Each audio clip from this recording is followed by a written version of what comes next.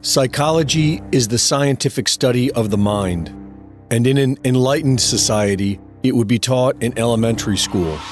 But we are not in an enlightened society. In simple terms, each human being is made up of three personas: body, mind, and spirit, each one with its own desires. And the universal goal of individual self-mastery is to serve the desire of the spirit.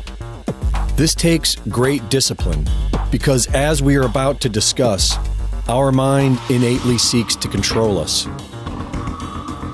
There is psychology, and there is group psychology. In group psychology, an individual will suppress all desires that are deemed unacceptable by the group. These suppressed desires will invariably control a person without their knowing. This knowledge is nothing new. Machiavelli instructed leaders centuries ago to divide the people into groups in order to weaken and control them. Those in power have known this for millennia. The Yoga Sutras outlined a process of overcoming this thousands of years ago. It taught how a person could become enlightened to the true nature of the mind and liberate themselves from unwanted influence.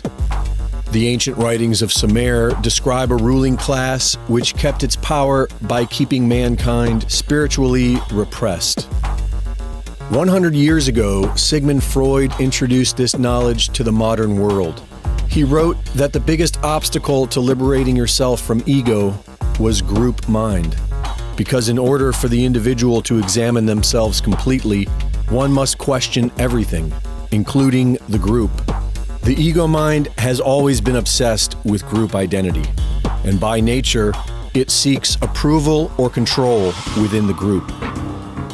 The key to manipulating the masses is to keep them ensnared in group mind.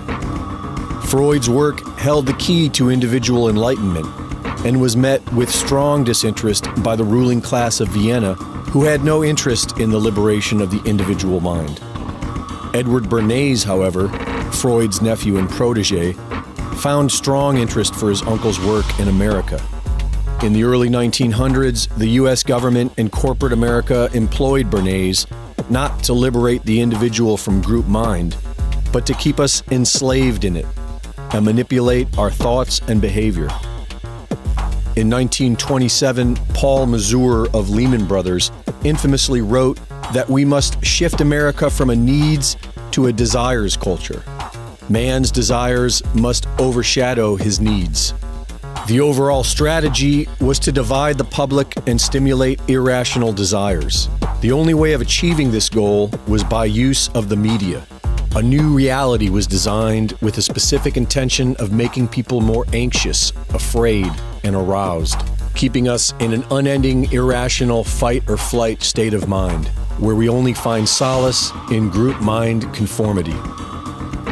All of this has been done without our awareness. And by 1975, the CIA had infiltrated all areas of news media.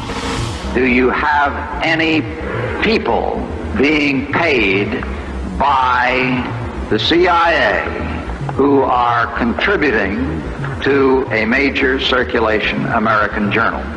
We do have people who submit pieces to American journals. Do you have any people paid by the CIA who are working for television networks?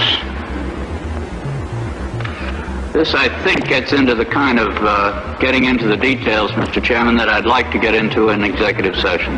Do you have any people being paid by the CIA who are contributing to the national news services, AP and UPI? Well, again, I think we're getting into the kind of detail, Mr. Chairman, that I'd prefer to handle in executive session. In Russia, Vladislav Surkov, who studied economics and theater, was tasked with creating a world of fake news to keep the Russian people anxious and confused. Surkov turned Russian politics into a bewildering, constantly changing piece of theatre. He used Kremlin money to sponsor all kinds of groups, from mass anti-fascist youth organisations to the very opposite, neo-Nazi skinheads. And liberal human rights groups who then attacked the government. Surkov even backed whole political parties that were opposed to President Putin. But the key thing was that Surkov then let it be known that this was what he was doing, which meant that no one was sure what was real or what was fake in modern Russia. As one journalist put it, it's a strategy of power that keeps any opposition constantly confused. A ceaseless shape-shifting that is unstoppable because it is indefinable. These crimes against humanity are more apparent now than ever. But there are still millions entrenched in group mind who religiously accept the mainstream media narrative to be truth. Our mind innately seeks to control us, and if we do not take control of our own mind, the media will control it for us. The only solution is rugged individualism and critical thinking. But this is a path that few choose to take. And so in the meantime, whoever controls the media controls the herd. And nothing short of a miracle will ever change that.